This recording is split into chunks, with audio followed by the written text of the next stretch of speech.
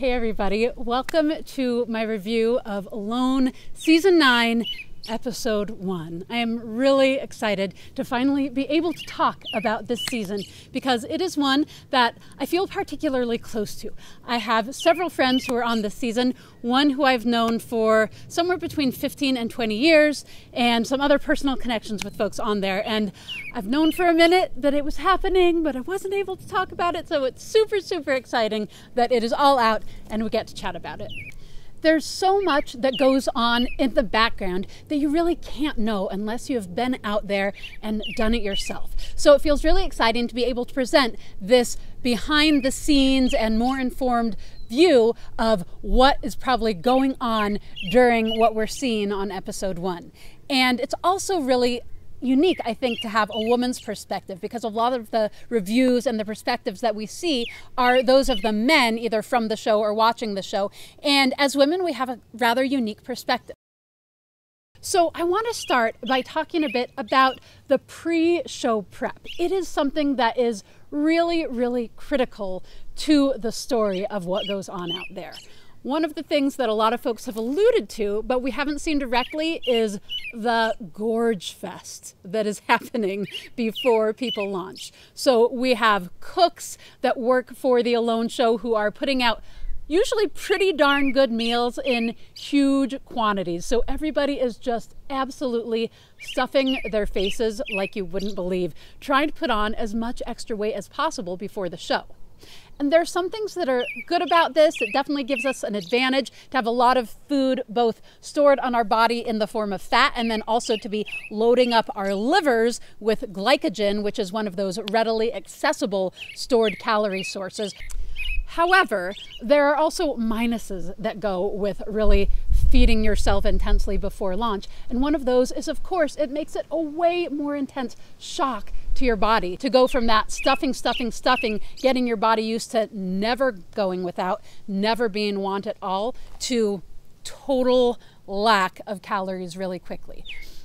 And it also is usually not just foods that we're likely to get out there that we're being fed pre-launch, but often it's more fattening foods. Sometimes they do a good job with meals that are less carbohydrate heavy and a little bit more ketogenic, but often there's also a lot of starch in the meals, which means that most folks are going into the transition from running their bodies on the sugars in their blood, the carbohydrates, to working on ketosis, which is burning proteins and fats. And for a lot of people, especially if they haven't done that transition before, it can be really hard on the body. So force feeding, kind of good in some ways and kind of hard because you're setting yourself up for a harder transition. Another thing that's happening before people are launching is, although most folks have made the basic decisions about what gear they're going to bringing out with them, you do get to refine your 10 items choice based on what you actually experience when you're out in that place pre-launch. We can do as much research about the site as possible, but we're really guessing about what are going to be the best gear choices for that environment until we get out there. So during that pre-launch base camp, we have the opportunity to kind of refine our choices. And most people, and I think if you're wise, you do this, you bring some backup things in case you want to change your mind. So for myself, I was going back and forth about snare wire versus paracord and axe versus saw right up until the last moment. The last time to make those choices is usually a few days before launch. So you definitely get a little time on the ground. That's another thing that we're not seeing in this first episode, is all of that wrangling and all of those hard choices that you're having to make right up before it. And that can really heap a lot of stress onto what can already be a rather stressful situation, going out to fend by yourself for who knows how long in a wilderness area that you probably have zero experience with. Launch day itself can be really intense for folks. There's a thing called drop shock that we hear about, which is, it's one thing knowing that you're going to be dropped in the wilderness by yourself, but it's another thing actually experiencing it. And it's really different for all people. For myself, I found it to be a huge relief to be let go of the pressures of, keeping schedules and the force feeding and all of the camera trainings and all of the logistics that were pounding into our heads right before, and finally just be alone in the woods with your own thoughts, your own schedule, your own priorities. So for some people, Drop Shock is really hard. It's really a rough transition. And for some, it's really nice compared to what can be pretty stressful pre-launch. Let's talk about what we saw with those folks in the first few days of season 9. The first thing that I want to share is that those first few days are extremely critical. You're just getting used to a new environment, but the ways you get yourself set up on those first few days are going to make a huge impact on the rest of your time out. One of the reasons why it's such a big deal is that those first few days are likely the only days you're going to be out there where you actually have plenty of calories in your body readily accessible. Right? We've got all those calories stored in our livers in the form of glycogen, which is ready to go energy. Once you've shifted to ketosis, you are burning your body fat, but it's a bit before you transition to where you are burning that fat really efficiently and as ready to go energy. And we tend to see this a lot in a lot of the seasons, that people's energy really slumps after the first, within the first, for most people, the transition to ketosis is within, 3 to 6 days or so, depending on what you're eating. Those first few days, you probably have more energy than you're going to have for the whole rest of the time. So you want to use it wisely, getting yourself really well set up for those times when you're likely to have less energy and things are going to be harder. This is something that a lot of people don't think about. They think about, okay, I have this many days and I can do this many things, but when you are out there with very limited calories, what you're capable of every day is going to be really different than what you're used to. So a lot of people don't make that transition to thinking about time differently. And really, you're thinking more about calories than, a lizard just ran by under my feet. You got to think about it in terms of calorie hours, not just daylight hours.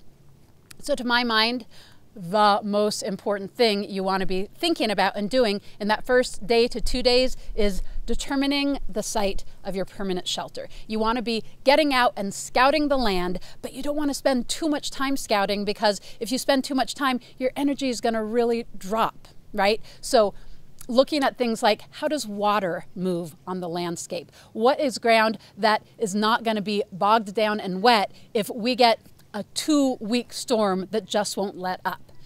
Thinking about things like prevailing winds, access to resources, water, food sources, and building materials. All of these things are really key. And then an area where you're going to be getting shelter from the storms and the prevailing winds, and also some amount of sunlight to your area, because that's going to make a huge difference in how warm it's going to be, how much light you're going to be having for critical things. So the longer daylight hours you have effectively to work.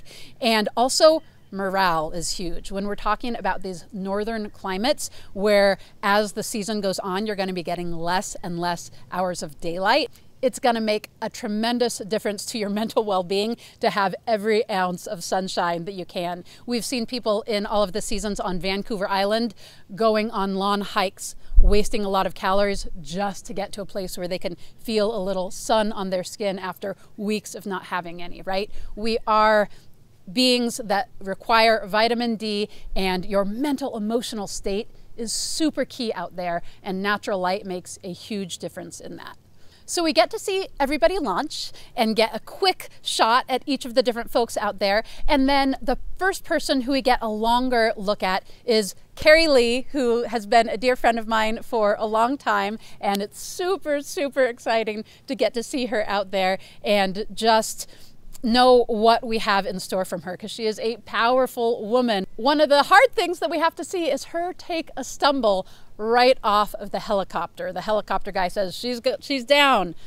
So Carrie and I have talked about this and about the weight gain, and I would say, and she agrees, that she may have done herself a disservice by how much weight she packed on for the experience. The thing with extra weight is, sure, it's more calories, it's more food you're storing on your body, but it also makes you awkward, and it also burns more calories to carry that extra weight around. So a certain amount of weight can be helpful to have a cushion and extra calories on you, but there comes a point where it's actually bringing you downhill and making things harder for you. And we saw that when Carrie took that stumble. We've seen a lot of people injure themselves out there, and having more weight than your body's used to carrying makes you awkward, makes you injury prone, puts more pressure on your joints, does all kinds of things. As Carrie's out there, we can also see that there's still a lot of green growing vegetation, which is really, really nice. Depending on the locations, sometimes that isn't the case. They get out there too late to be able to harvest fresh green growing things and berries. And that was the case for me on season 6 in the Arctic. All of the plant matter that I could have eaten besides a few berries were gone by the time I got out there. It was already freezing. We had our first snow right away. So what a boon to these folks to actually have a fair amount of green vegetation still. Again, those first few days can be critical, and making good use of those resources that you know are going to be disappearing on you is a really wise call. That said, I think Carrie was absolutely right to get started on her shelter as soon as possible. Getting a temporary shelter up that gives you a little bit more of a safety net to get out and scout for a more permanent shelter spot is super, super key. You do not want to let your gear or your person get wet. It is so many more calories to heat a cold, wet body and to dry out all of your gear than just to set that shelter up right away. So contrast that with Benji, who seems like an awesome guy with tons of experience, but I feel like he really put his foot in it right away, saying, shelter's not that important. I can go out here a long time without shelter. As much as I respect who he is and a lot of his experience, I think that is exactly the wrong thing to be thinking. Food brings in a certain amount of calories, but the calories that your body consumes to maintain your body heat are also huge. And without a shelter, you are burning through your body's calories so much faster. Then add getting wet to that equation, and you multiply that calorie use hugely. So you are probably burning more calories to keep yourself warm without a shelter than you are bringing in with food, unless it is something like a bear or, a moose or big game that has both a lot of fat and a ton of meat.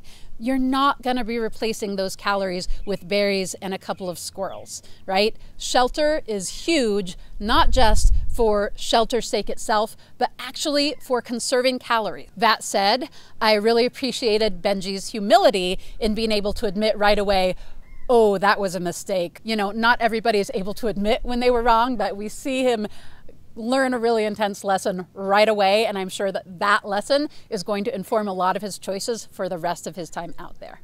Also, huge props to Benji for that squirrel shot. Those little red squirrels are not easy to shoot. They are small targets and they move really fast, and I definitely had some watch my arrow coming towards them and duck out of the way. It's always an awesome shot to see people get a good shot on a red squirrel. Way to go, Benji. Then we go to Jessie, and Jessie is also not as good a friend as Carrie Lee, but she's someone who I've rubbed shoulders with a lot because we have taught at the same ancestral skills gathering for, I don't know, probably over 10 years. So again, awesome to see Jessie out there, and Jessie nailed it right away. On her launch day, she said, people have got to really take the weather out here seriously and be careful not to get wet because you can be a goner in no time. Being wet is going to make you hypothermic so fast, even if temperatures are above freezing. So she's absolutely right that avoiding getting really soaked is absolutely key. We see Jessie getting right to setting up a shelter right away, which is awesome. We see her finding bear tracks, and for sure that looked like a dang fresh bear track. So here's one of those things where you just never know. Every area is going to be so different, and she happened to be in a spot with really fresh bear sign right away. And sure enough, that first evening, we see her hearing a bear right outside her shelter. And I'm guessing that a lot of people are wondering, as certainly occurs to me, why doesn't she go after that bear right away? And I think that she has some good reasons not to. One, when you're in a new place and you are just getting set up and you are learning the territory, learning the movements of the animals, that is pretty quick to do something as ambitious as shooting and processing a whole bear. Also, black bears can be dangerous. There are a ton of black bears there in Labrador, and you can definitely injure a bear in a way that is not going to kill it and make it more prone to injure you. So unless you have a really good shot at a bear, you want to take that into consideration, right? And being in your sleeping bag at night with a bear that knows the environment and you still barely know it and aren't comfortable there, that's definitely a bit of a risk, particularly when they have good night vision and you don't. So it's going to be a lot harder to get a good shot off. That said, you also need to think about how big a project it is to process a large animal like a bear. She needs to be prioritizing getting her shelter set up as soon as possible and getting that really dialed. And if she's dealing with a big animal like a bear, that's going to really delay her working on her shelter because she's going to have to dive into processing it. Bear meat also is really fatty. It's harder to dry than other meats, and they can also carry trichinosis like pigs can. So you really want to be thinking about how am I going to make use of this resource? And early on, the temperatures are still pretty warm there. And as we've seen, it is really, really wet. So warm temperatures and wet environment make it really hard to preserve the meat. We see those black fly bites folks are getting, and that shows how warm the temperatures are. If there's still a lot of insect activity, particularly black flies, mosquitoes, that kind of thing, that means the temperatures are pretty warm. So if Jessie had shot that bear, there's a good chance that some of it would have gone bad before she could get the meat processed and dried. You could also make a good argument for prioritizing getting that bear when you know that it's in the environment before it maybe gets spooked by your presence and doesn't come back. So again, we never know what factors people are considering in the choices they make, and often it's a lot more complicated than we think about from our cozy, warm living room with plenty of food and a nice shelter we don't have to worry about, and a freezer and a fridge, right? We next get to see Carrie getting a grouse, which is absolutely awesome. Such a good thing to start out with calories out there and to really feel capable, because it took me a while to get my first game out there, and I know that what that does to you emotionally, not just physically, but feeling like, I don't know if I'm going to be able to figure it out in this environment, is really tough. So for Carrie, getting that boost of confidence and being like, yes, I know I can do this, like she said, is really, really key. And again, how you experience those first couple days is really going to set you up for the long term. So for Benji, for Carrie, getting food right away, absolutely awesome out the gate to have that. We next see Juan Pablo out there, and in contrast to some of the others who are having a hard time finding shelter spot, it was awesome to see him find a good spot right away. And he was talking about some of those same qualities of a spot for a shelter that I was talking about. Level ground, sun, access to resources, and I would add too, it's nice to be in an area where you have access to game, but you're not right where the game is like Jessie was, right? Being on an animal trail, it might be good for hunting for a second when the animals are surprised, but you're really interrupting their routine, and you're likely not going to be sleeping as well if animals are trying to come by you in the night. But also what you would ideally like to do is be camped somewhere where they're not so alerted to your presence and they're not going to be so cautious, right? So Juan Pablo there setting up his shelter, and oh my gosh, here's a squirrel chattering, goes out after it. And I have to say, having been in an environment like that with really thick brush and hunting, I think it might be a blessing that he didn't get a shot off at that squirrel, because did you see how thick that forest was and how thick the sphagnum moss was underfoot?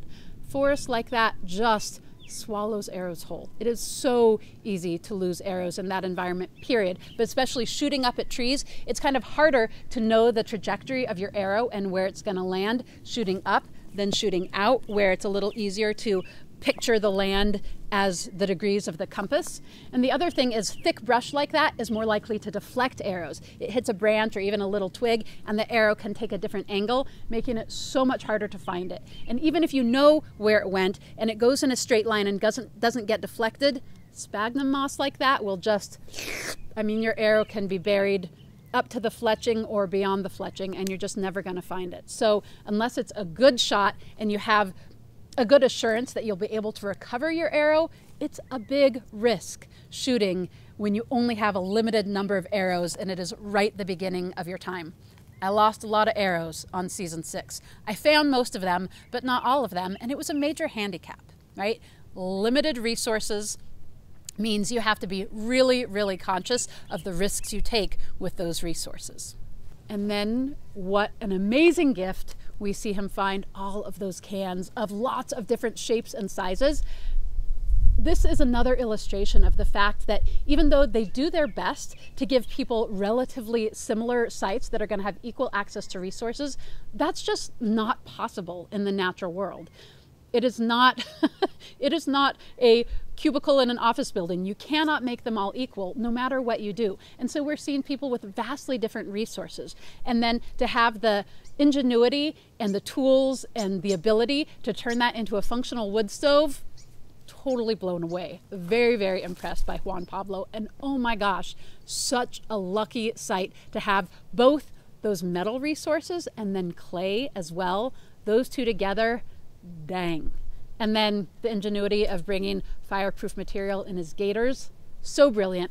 I thought about doing that myself on season 6. I didn't get it together, but dang, Juan Pablo, that was awesome. When have we seen someone have a fully functioning wood stove with a chimney right through their shelter wall within the first couple days out?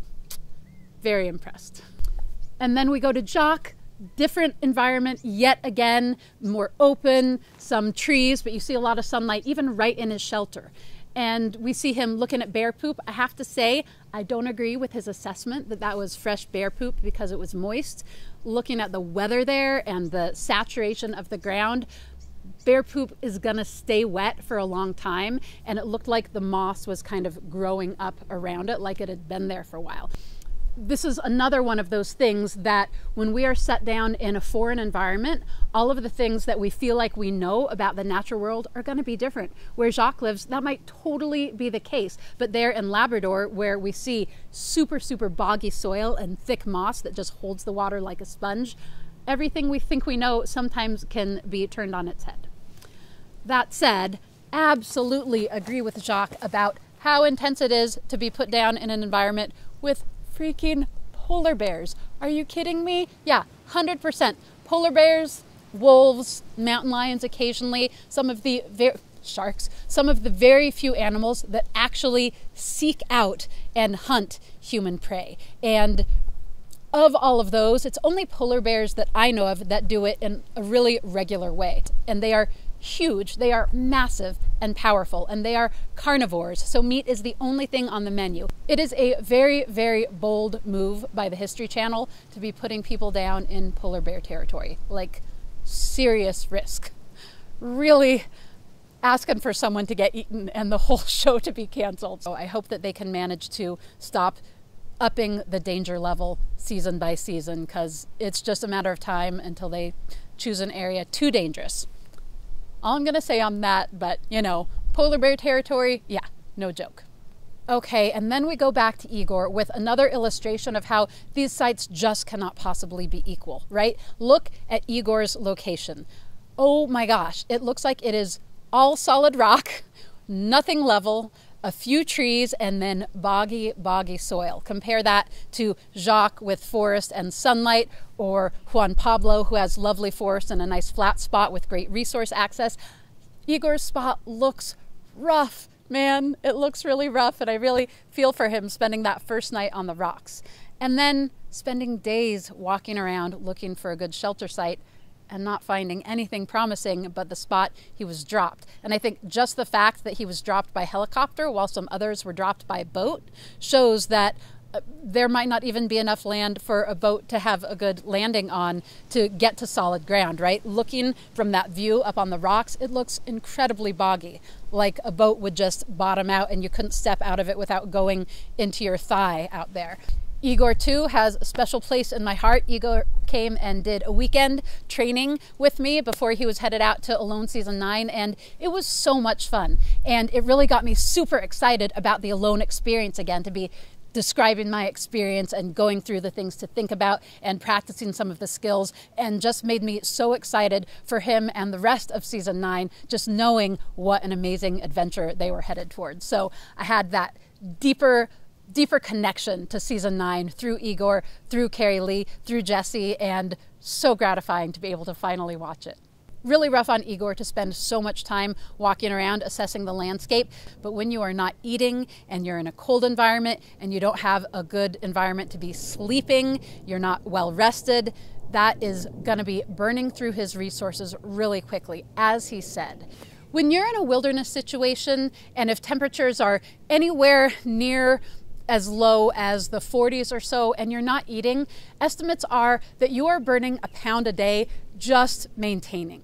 If you are hiking in really challenging terrain, you can multiply that to 2 or 3 pounds a day you are losing. So that is a major, major deficit that Igor is getting right from the first couple days by doing all of that hiking and not gaining anything by it. I will say that he probably did gain a good understanding of the landscape and the potential resources there, but calorie-wise, that is rough for sure. We then go back to Jacques and we get to see him make an amazing shot with a bow. He gets a squirrel, and then right after the squirrel, he gets a grouse, and then he loses the grouse. And oh my goodness, talk about flashbacks. That was exactly my experience on season 6. However, I got that squirrel and grouse on day 14, and he's getting it on day 4. So so slightly different in that way. I was on my way back to my shelter with my squirrel, which was my first game out there, when I saw my first grouse, and then shot that as well. And just like Jacques, I knew I had hit the grouse, and then it was gone. It flew off. Not with my arrow in it like his did. The arrow passed right through it. I shot mine with a broadhead because it was what I happened to have with me. He was way better off shooting it with a blunt that actually stuck rather than passing all the way through. But wow, I just really, really appreciated that he took the time to thank the squirrel and be so grateful and give real respect to the land and those creatures. And then, oh my gosh, I am so with him on what it is to have not just one animal, but to get 2 back to back after days of being hungry. So awesome. Congratulations, Jacques. Really, really nice to see. And then finally, we go back to Benji and get to see him fishing. And wow, so awesome. All that time with the Tenkara rod, and big fan of Tenkara, by the way. I practiced Tenkara before I went out too. He had a great environment for it, that small stream. I was on Great Slave Lake, not so great for Tenkara, and my water was super shallow, so no fish anyway. He had the exact right setup for that particularly location, and the skills and the tenacity to go for it, and so impressive. 12 fish right off the bat. That meal looked amazing. So I want to talk in the next review about using salt as a gear item and positives and drawbacks of that particular choice. And I'm really looking forward to getting our more detailed glimpse at the next participants in episode 2.